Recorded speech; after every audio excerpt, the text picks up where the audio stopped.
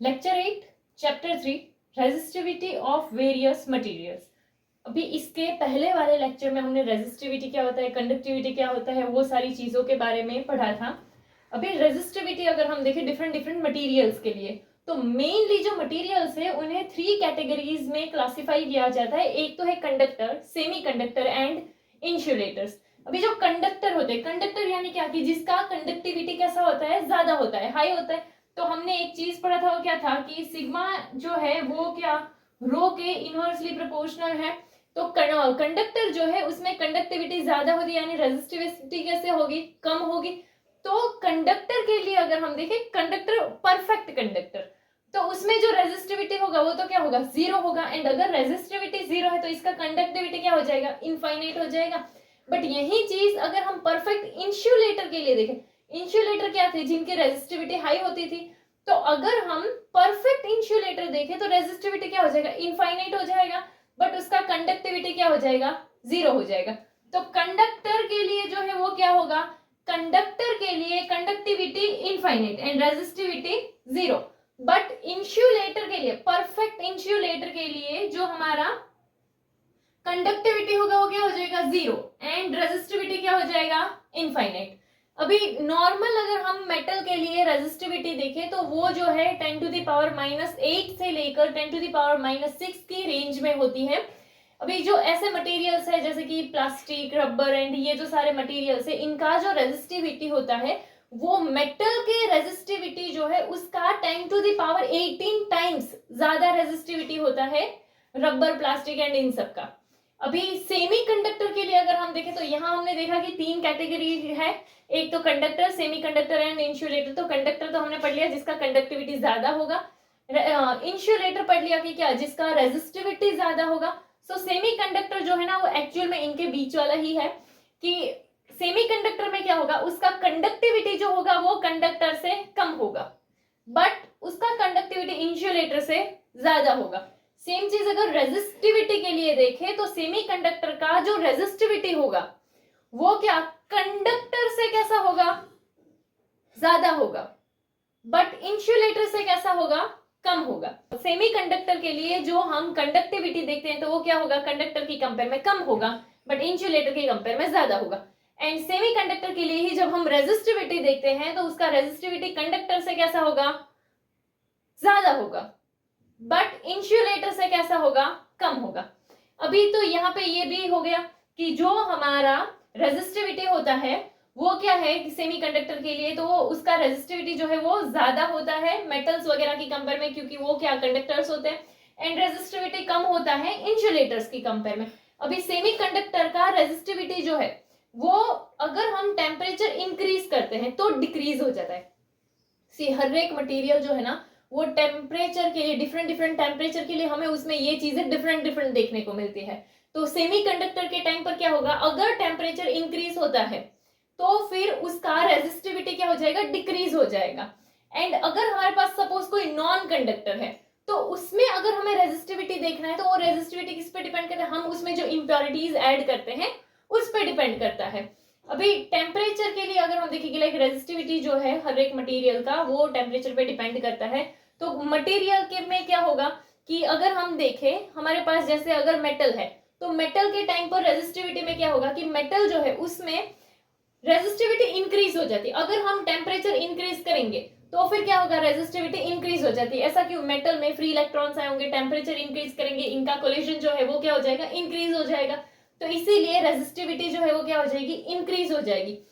ठीक है, तो यहाँ पे ये यहाँ जो है ना वो कंसेप्ट है हमारा टाउ वाला, हमने इसके पहले पी पढ़ा था। एंड यहाँ पे दूसरा अगर हम देखें सेमीकंडक्टर के लिए, तो सेमीकंडक्टर के केस में क्या होगा कि टेम्परेचर जो है वो इंक्रीज होगा तो उसका रेजिस्टिविटी डिक्रीज हो जाता है। सी यहाँ पे अगर हम देखें तो इन दोनों का अपोजिट है। मेटल के लिए हमने क्या देखा था कि अगर टेम्परेचर इंक्रीज हुआ तो रेजिस्टिविटी इंक्रीज हो जाएगा, बट यहाँ पे क्या देखा हमने कि अगर टेम्परेचर इंक्रीज होता है तो रेजिस्टिविटी डिक्रीज हो जाएगा। अभी अगर हम देखें तो एक लिमिटेड टेम्परेचर के रेंज के लिए अगर हमें रेजिस्टिविटी फाइंड करना हो तो हम ये यूज कर सकते हैं, क्या है, rho T equals to rho zero 1 plus alpha T minus T zero. तो यहाँ पे ये रो टी क्या है, वो तो ये रो जो था वो हमारा क्या था, रेजिस्टिविटी, एंड यहाँ पर टी है, तो हम क्या बोल सकते हैं कि रेजिस्टिविटी एट टेम्परेचर टी। फिर यहाँ पर क्या है, रो जीरो। रो जीरो ये जो है ना हमारा एक रेफरेंस के हिसाब से होता है, तो यहाँ हम क्या बोल सकते हैं कि resistivity eight reference temperature T zero, यानी हम यहाँ पर एक टेम्परेचर लेते हैं टी, एंड एक होगा हमारा रेफरेंस टेम्परेचर टी जीरो, ठीक है। तो उस रेफरेंस टेम्परेचर पे जो रेजिस्टिविटी होगा वो क्या होगा, हमारा रो जीरो। एंड ये अल्फा जो है ये क्या है, हमारा टेम्परेचर कोएफिशिएंट ऑफ रेजिस्टिविटी। अभी अल्फा जो है ना वो वेरी करता है, मतलब जैसे अगर हम देखें तो कंडक्टर्स के लिए ये जो टेम्परेचर कोएफिशिएंट होता है उसका वैल्यू क्या होता है, पॉजिटिव होता है, बट सेमी कंडक्टर्स के लिए अगर हम इसका वैल्यू देखेंगे तो वो नेगेटिव होता है, ठीक है। तो यहाँ पे हमने सिर्फ रेजिस्टिविटी देखी है कि हर एक मटेरियल जो है उसमें रेजिस्टिविटी हमें किस टाइप से देखने को मिलती है। नेक्स्ट, रूम टेम्परेचर पे हमें जो ग्राफ मिलता है रेजिस्टिविटी के लिए वो एक स्ट्रेट लाइन होती है, बट अगर हम 0 डिग्री सेल्सियस से अगर कम टेम्परेचर पे ग्राफ देखते हैं तो वो ग्राफ स्ट्रेट लाइन से थोड़ा सा डिफरेंट रहता है, ठीक है। जैसे अगर हम यहाँ पे देखें तो हमारा जो ग्राफ है यहाँ पे ये स्ट्रेट लाइन वाला ग्राफ नहीं है। इसके अलावा अगर हम देखें तो निक्रोम जो होता है हमारा उसमें जो है रेजिस्टिविटी ज्यादा होती है, बट ये रेजिस्टिविटी जो है वो टेम्परेचर पे इतनी ज्यादा डिपेंड नहीं करती है। सेम चीज अगर हम देखें तो मैंगनीज एंड कांस्टेंट जो है उसकी सिमिलर प्रॉपर्टीज है, यानी कि उसकी भी रेजिस्टिविटी टेम्परेचर पे इतनी ज्यादा डिपेंड नहीं करती है, उसमें टेम्परेचर पे लेस डिपेंडेंसी होती है, ऐसा बोल सकते हैं। इसीलिए जो कोई भी स्टैंडर्ड वायर बाउंड रेजिस्टर्स बनाए जाते हैं वो इन्हीं मटेरियल से बनाए जाते हैं।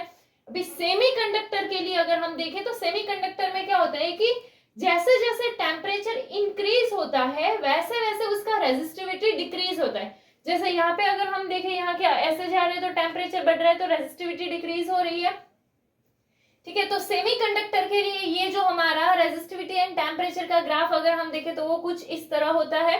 अभी यहाँ पे ये जो है हमने कंडक्टिविटी का फॉर्मूला देखा था, एंड जो रेजिस्टिविटी एंड कंडक्टिविटी जो है वो इनवर्सली थे, यानी कि सिग्मा इक्वल्स टू 1/रो था। तो हम इसीलिए रो के लिए जब ये फॉर्मूला बनाएंगे तो इसका भी रेसिप्रोकल हो जाएगा, तो इसीलिए क्या रो के लिए क्या आएगा, mne² टाउ। तो इससे हम ऐसा हो सकते हैं कि रो जो है वो नंबर डेंसिटी के क्या होता है, इनवर्सली प्रोपोर्शनल होता है, एंड रो जो है वो रिलैक्सेशन टाइम के भी इनवर्सली प्रोपोर्शनल होगा।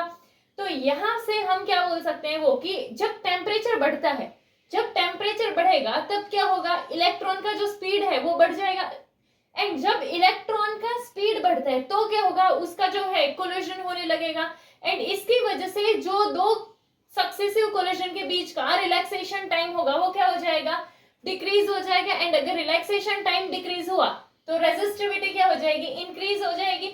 अभी इसी को हम डिफरेंट के लिए देखें, जैसे मेटल के लिए अगर हम देखें तो मेटल के लिए जो है नंबर डेंसिटी जो होता है वो टेम्परेचर पे डिपेंड नहीं करता है क्योंकि उसमें ऑलरेडी फ्री इलेक्ट्रॉन्स होते हैं। बट अगर हम सेमीकंडक्टर एंड इंसुलेटर के लिए देखें तो नंबर डेंसिटी जो है वो टेम्परेचर पे डिपेंड करता है।